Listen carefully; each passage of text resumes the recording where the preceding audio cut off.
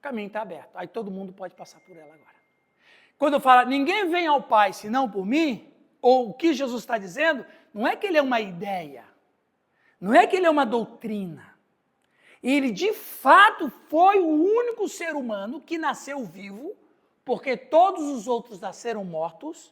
Jesus foi o único ser humano que nasceu vivo, porque não era da descendência de Adão, e por causa dessa sua descendência sobrenatural, a sua humanidade completamente revestida do Logos, pôde cumprir as exigências da lei, de modo que todos aqueles que querem se achegar até Deus, pode passar por ele, porque ele cumpriu a lei. Ou seja, ele é o fim da lei. Ou seja, Jesus Cristo, por sua vida, e aí está escrito lá que a gente leu, nós somos salvos não pela morte dele. Aqui tem um detalhe. Paulo vai dizer, nós fomos salvos pela sua vida. Porque se ele não tem vida perfeita, a morte dele seria em vão. Se a vida dele não é perfeita, a morte dele não teria ressurreição. Em outras palavras, a morte e ressurreição de Jesus Cristo só tem sentido porque ele teve uma vida perfeita. É por isso que Paulo vai dizer que nós somos salvos pela sua vida. E como foi a vida de Cristo? Cumprir as exigências da lei. Cumpriu as exigências da lei, a morte dele foi um sacrifício aceito por Deus. Quando falava assim, nós somos salvos pelo sangue de Cristo, é verdade, mas por que o sangue de Cristo nos salva? Por causa da vida dele. A vida dele deu poder ao sangue que nos salva. Mas pouca gente fala disso. E se a gente não entender que nós somos salvos pela vida dele, as coisas ficam meio em branco. Ok, irmãos? Então, o fim da lei é Cristo. O sangue vertido na cruz só pode ter o poder de salvação por causa da vida perfeita que ele teve. Então, a ênfase maior, Joel, é na vida dele. A morte dele, como sacrifício, só foi aceito por causa da vida dele. O fim da lei é Cristo. Então, Cristo encerrou tudo. A perfeição dele estava na vida. Então, a lei atingiu o seu objeto e cumprimento em Cristo, porque ele mesmo cumpriu todas as exigências da lei perfeitamente. Joel, leia Mateus 5,17, por favor. Pastor, enquanto ele procura lá, eu vejo algumas orações, assim, as pessoas dizendo, Senhor, cobre aquela pessoa com teu sangue. Tá certo. Tudo que você fala sobre o sangue de Jesus, tá certo. Por quê? Porque a vida validou o sangue. Aliás, a própria Bíblia diz que a vida está no sangue. Então, é normal. Claro, e é certo. E é bíblico. Se você falar bem assim, nós somos salvos pelo sangue de Cristo, está certo também. Por quê? Porque o sangue de Cristo está vinculado à vida dele. A vida dele, tudo que Cristo fez na cruz e a própria ressurreição está vinculado na vida dele. Leia lá, o pastor João Mendes.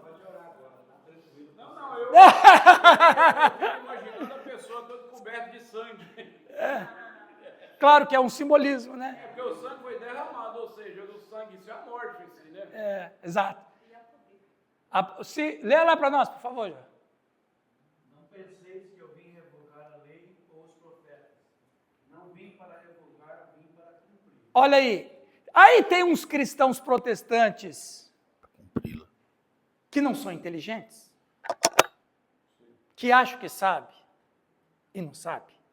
Que vai dizer assim, não, nós estamos na graça porque Jesus... E aqui vai, por exemplo, a teologia adventista bate em alguns de nós, porque alguns de nós não são inteligentes.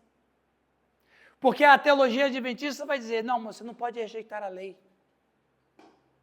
E tem muitos cristãos que dizem que, não, porque agora não é mais a lei, é só a graça, a lei não tem sentido, mas não explica direito isso.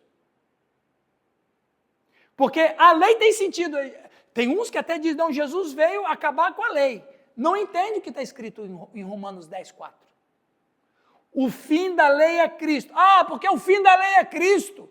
E quando a Bíblia diz que o fim da lei é Cristo, então significa que Jesus Cristo acabou com a lei. Meu Deus, que santa burrice. Pelo contrário, ele veio cumprir. A única maneira de desfazer a lei é cumpri-la, é satisfazê-la. A partir do momento que teve um ser humano que satisfez as exigências da lei, a lei perdeu o seu poder, porque ela encontrou alguém maior do que ela. Não sei se os irmãos estão entendendo. A lei encontrou um adversário acima dela. Jesus Cristo. E a ideia também é que Jesus veio prover tudo aquilo que nós não conseguimos quanto à lei. Por causa da lei. Aí o Joel leu, não penseis que eu vim revogar a lei. E ele está dando recado para todos nós, para os seus circunstantes e para nós. Não penseis que eu vim revogar a lei, pelo contrário, eu vim cumprir. E aí tem outro texto que ele vai dizer assim, foi precisamente para isso que eu vim. Outras palavras, ele veio cumprir a lei para você, para que você pudesse estar escorada no sacrifício dele, no favor dele, na vitória dele. A vitória dele pode ser sua se você pela fé o aceitar. Ele fala também, Jesus, ele fala, se vocês me amam, obedeçam os mandamentos. Por que é mais fácil? Porque teve alguém que quebrou o tacão da lei. Agora, eu estava dando aula segunda-feira à noite aqui, sobre espiritualidade cristã, e eu falei, Jesus radicalizou Moisés. Jesus radicalizou Moisés. Por quê? Porque para Moisés, pecado era só o que se podia ser visto. Não matarás. É só o cara tirando a vida da pessoa mesmo. Não adulterarás. Era só a pessoa ter relação sexual com outra pessoa. Jesus radicaliza dizendo, se você tiver ódio no seu irmão, você está matando ele. Se olhar para uma mulher com intenção impura, você está cometendo adultério com ela. Ele radicalizou. Mas ele radicalizou no primeiro momento. Mas num segundo momento, você vê que ele facilitou. Por quê? Porque quando o evangelho e o evangelho é a mesma coisa, entra no ser humano, muda a sua interioridade.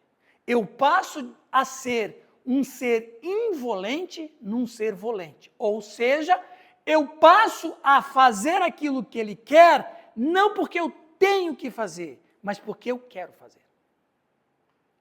Então, a radicalização de Moisés em Jesus Cristo propiciou um desejo meu de fazer ou de não fazer. Por quê? Porque ele quebrou o tacão da lei. O fim da lei é Cristo. A lei agora é outra. Qual é a lei que a gente segue? O próprio Cristo. Ele absorveu a lei, Joel. É como se ele pegasse a lei, Joel, colocasse no liquidificador, batesse, colocasse suas pedrinhas de gelo e bebesse. Paulo vai usar essa palavra no grego em Coríntios 15, quando que ele diz que a vida absorveu a morte. Absorveu no grego é tomar, é engolir. A perfeição de Jesus Cristo engoliu a lei. Foi uma seleção, foi o Real Madrid. Não, eu estou usando muito fraco. É o Fluminense para jogar contra o infantil do Corinthians. Pode ser o adulto que a gente ganha também, mas é só para fortalecer. Então, é você pegar um time poderoso para jogar com o dente de leite. Foi exatamente a comparação Cristo e a lei. Ele engoliu a lei, ele comeu a lei, ele sorveu a lei. Ele é o propósito da lei, ele é o fim da lei, e ele agora é a lei. Aquele que segue, não Moisés, aquele que segue a mim. Por quê? Porque ele se tornou uma lei. Só que a lei que está nele, absorvida por ele, O Moisés dizia, você tem que fazer, você não tem que fazer. Mas quando Jesus engoliu a lei e a lei ficou nele, e ele entra na gente, agora a gente, eu quero fazer, eu posso fazer, e o Espírito Santo me potencializa nisso. Alguém pode dar um glória a Deus? Amém. Glória a Deus. Entendeu, Vânia? Sim. Entendeu, mamãe Júlia? Sim, não, eu estava pensando, imagina o povo daquela época, principalmente judeus, ouvindo isso. Não, eles ouviram isso. Não, tipo assim, imagina como que é a reação. A reação, sim, não, ele tem demônio. Ele está agredindo Moisés. Essas foram as acusações dele. E aí, Jesus também não era fácil, viu? Eu vou usar uma palavra que a gente usa entre nós. Jesus às vezes não era santo, não, né? E Jesus gostava de provocar os caras também. Jesus não era fácil. Jesus usava de ironia, ele usava de provocação, ele implicava com os caras. Quem não comer da minha carne e beber do meu sangue. Meu Deus do céu.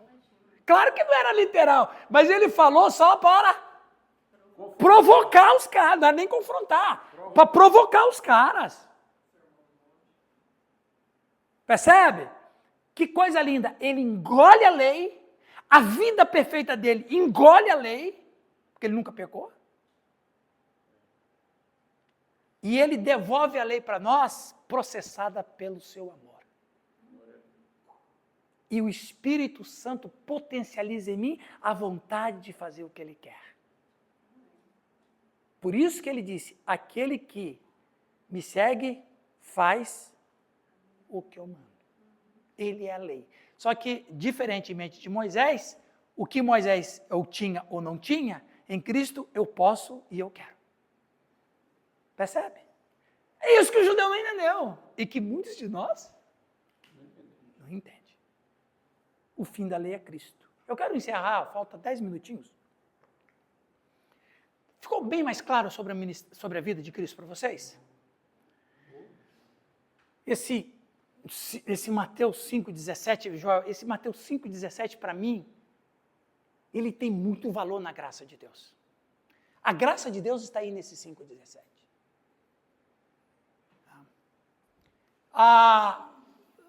Alguém me perguntou, foi um aluno externo fazendo um curso de espiritualidade, ele me fez uma pergunta, eu respondi para ele e eu vou responder para vocês também. Vou apagar um pouquinho aqui. Eu falei no começo da aula que a gente tinha que entrar na mente de quem? Do apóstolo, não foi? A gente entrou, viu? Né? Pela graça de Deus eu consegui fazer todo mundo entrar na mente dele. A gente sabe o que ele pensava. A história da salvação, Lari, está dividida. A história secular está dividida em duas partes. Quais são? A história secular está dividida em dois períodos. Quais? Antes de Cristo.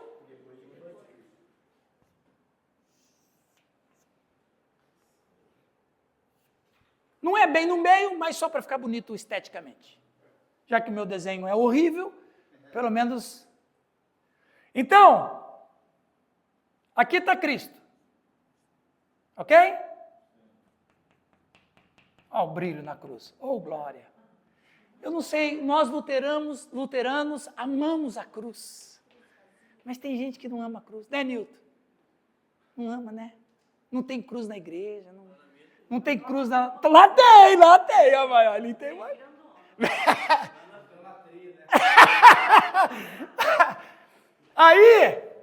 Aí tá. Na história secular, é antes de Cristo e depois de Cristo.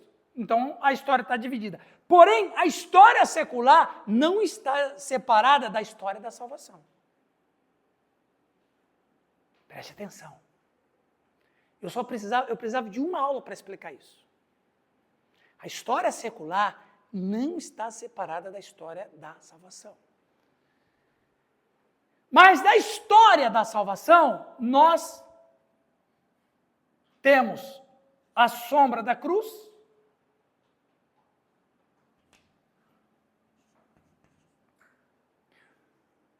Na história secular, nós temos AC, DC. Na história da salvação, nós temos SC e DR. A sombra da cruz e a luz da ressurreição. Depois da ressurreição. À sombra da cruz, os profetas falaram de Cristo. Moisés legislou em Cristo. Os patriarcas profetizaram sobre Cristo. Os reis ministraram os seus reinados. Os levitas e os sacerdotes ministraram no tabernáculo. Depois ministraram no templo. À sombra da cruz, os reis exerceram os seus ministérios. À sombra da cruz, os profetas exerceram o seu ministério. Veio a cruz. Agora, nós estamos depois da ressurreição. Nós vivemos à luz da ressurreição. À luz da ressurreição, a lei foi cumprida. À luz da ressurreição, eu posso me chegar a Deus sem que precise de sacrifício de animais. À luz da ressurreição, eu posso ter esperança no futuro. À luz da ressurreição, eu posso marcar o meu ministério. À luz da ressurreição, eu posso construir a minha vida. Percebe? Então, esses dois períodos da história da salvação, a sombra da cruz e a luz da ressurreição, ou depois da ressurreição. Nunca esqueça. Quando Cristo morre na cruz, o trabalho da lei é encerrado. É encerrada. Por que é encerrada? Ela só existiria até que chegasse um ser humano que derrotasse ela. Enquanto não apareceu um ser humano, ela foi detonando com todo mundo. No dia que chegou um ser humano, que cumpriu ela, ele engoliu ela. Mas ela não existe para quem obedece segue a Cristo. Então, agora... Quem transgride ela... Agora não, aí é outro detalhe. Agora, Marcos, eu agora não transgrido mais a lei. Eu agora peco contra a graça. Então, pecando contra a graça vai provar a lei. A lei já foi, a lei foi destroçada. Ela foi dissolvida pelo Cristo. Agora, se você não cumpre o que o Cristo falou, você está pecando contra a graça. Eu, todos nós. E aí, olha que interessante, a gente peca contra a graça, contra a mesma graça que vai me livrar. É tudo uma coisa só agora. Tudo acontece em Cristo. Eu peco contra Cristo, mas Cristo também me perdoa assim que eu confesse. Precisamos entender que a lei é de Cristo, nós estamos falando da lei. Ele a lei de Moisés. Hebreus vai dizer isso, inclusive nós vamos estudar Hebreus, viu, pessoal? Vamos tratar muito isso. O Hebreus diz que a lei caducou. Quem está em Cristo, por que a gente não precisa seguir mais a lei? Porque ela já perdeu o efeito, alguém venceu ela. Meu Deus, é difícil entender isso? É difícil, né? Para quem não entende, é difícil. É porque às vezes quando se fala de lei, as pessoas já não percebem que é a lei de Deus. Mas vocês não guardam o sábado? Não, por quê? Cristo é o sábado. Vocês dão dízimo? Claro que a gente dá o dízimo. Cristo é o dízimo. Ou seja, a lei continua na pessoa do Cristo. E a pessoa do Cristo joga tudo isso dentro do meu ego, do meu eu, do meu ser. E ele muda a minha vida. Por que é difícil às vezes as pessoas entenderem isso? Porque elas misturam tudo. E nós como pastores e líderes na igreja, precisamos ensinar isso para o povo, para eles terem uma espiritualidade limpa, não uma espiritualidade contaminada com um monte de coisas. Você falou do dízimo, então não existe dízimo nessa questão. Como a lei de Moisés, não. Mas o dízimo agora está em outro ministério, outra esfera. Qual? Cristo. Você dá o dízimo? Claro, por que você dá o dízimo? Porque o Espírito Santo me inspira isso. Não é porque Moisés me manda dar o dízimo. Quem me manda dar o dízimo agora é o Espírito Santo. Percebe? Então, o problema, das vezes, do cristão evangélico brasileiro entender é que está tudo misturado. A gente tem que desmisturar isso dentro da cabeça do cara. Ele crê em Jesus Cristo, mas ele crê agarrado a um monte de coisas que não dá para entender também. Mas ele crê. Amém. Glória a Deus, o cara crê. Mas ele crê cheio de vício, cheio de confusão mental, teológica, doutrinária. Aí o cara não sabe explicar o que é lei, o que é graça, se é para cumprir a lei, se Jesus... É uma confusão medonha. Então esse versículo, o fim da lei é Cristo, eu já ouvi algumas pessoas dizer o seguinte, não, a lei não existe mais.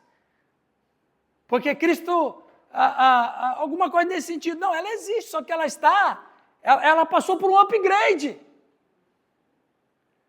Por que a lei de Cristo é melhor que a lei de Moisés? Porque a lei de Moisés não entrava em mim. Os profetas falaram isso. Eis que vos darei um novo coração, tirarei... Não, calma, rapaz. Ó, essa heresia. Ô, Nilton, você está contagiando o cara aqui, meu. Tirarei o coração de pedra e colocarei... O que era um coração de pedra? É um coração duro, um coração resistente à lei de Moisés. A lei de Moisés era dura. Preste atenção. A lei de Moisés era dura e produzia corações duros. Aí eu vou tirar esse coração de pedra e vou colocar um coração de carne. Ou seja, vocês vão ter vontade de fazer o que eu quero. Vocês vão ter prazer em obedecer o que eu falo. É isso. Mas na cabeça de muitos de nós, tem uma confusão doida. Falam os versículos corretos com uma interpretação equivocada, misturada, cheia de vício, cheia de confusão. Quando você olhar para Jesus, você vai olhar para ele e você vai dizer, ele venceu a lei, ele engoliu a lei, ele trucidou a lei, e ele transformou a lei que me matava num algo que me salva. Porque Jesus é a lei. Aquele que entrar por mim, entrará, sairá e achará pastagem. Jesus Cristo fez com que todos nós pudéssemos nos achegar a Deus. Qual era a única maneira do ser humano se achegar a Deus? Cumprir a lei. Ou seja, Joel, ninguém consegue. Mas Jesus Cristo possibilitou, por quê? Porque ele foi o ser humano que cumpriu a lei pela Vânia, pelo Giovanni, pelo Irã, pelo Marquinhos, pelo Marcos, pelo Nilton, por todos nós. E todos nós que cremos nele, o que ele fez, a vida dele, a morte dele, a ressurreição dele e a perfeição dele, eu fico debaixo da sombra disso. Jesus Cristo, ele é o nosso representante também. Algumas teologias muito lindas vão dizer que ele é o nosso representante federal. Ou, em outras palavras, ele é o representante de toda a humanidade, porque ele era homem. Ele representa toda a humanidade. Jesus Cristo representa todos nós. E todos os homens que crêem nele, todo o ser humano que crê nele, está crendo no ser humano maior, o único ser humano que não pecou. E que fez o que ninguém podia fazer, vencer a lei.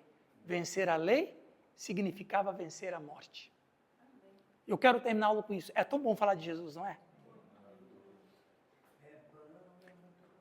É bom demais.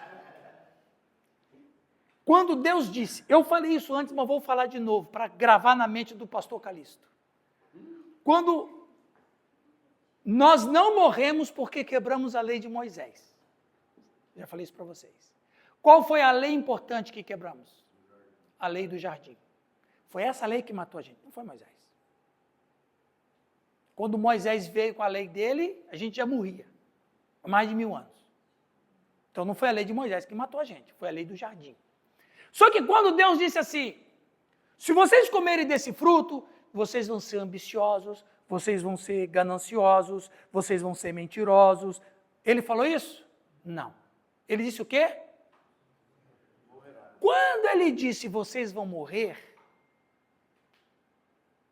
ele depois, quer dizer, isso aqui entendeu, né? A gente entende que tudo aquilo que a gente pratica de pecado na verdade, é o cheiro da morte que está em nós.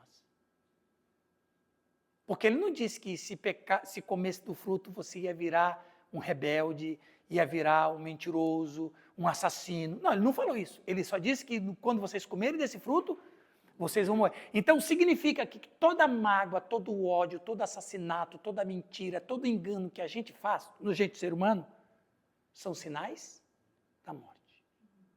Jesus Cristo venceu a morte. Por isso que nós somos novas criaturas. Em outras palavras, o Espírito Santo, porque ainda sou pecador, a gente viu isso em Romanos 4, porque eu sou pecador, o Espírito Santo vai produzindo cheiro de vida em nós. Quando eu amo, quando eu perdoo, quando eu agrado a Deus, quando eu faço uma obra para Deus, enfim, o Espírito Santo vai me ajudando nisso, cheiro de vida. Mas quando eu tenho mágoa de alguém, eu tenho recebimento de alguém, o cheiro da morte começa a vir. E Deus faz a gente sentir o cheiro da morte. Aí você fala o quê? Deus, me perdoa que eu estou sentindo que eu estou fedendo. Aí o que Deus faz? Deus perdoa e o cheiro da morte? Exatamente. Qual é o aroma de Cristo? A vida. Eu venci a morte. Amém, meus irmãos? Amém. Glória a Deus. Exato, tem uns perfuminhos de Cristo.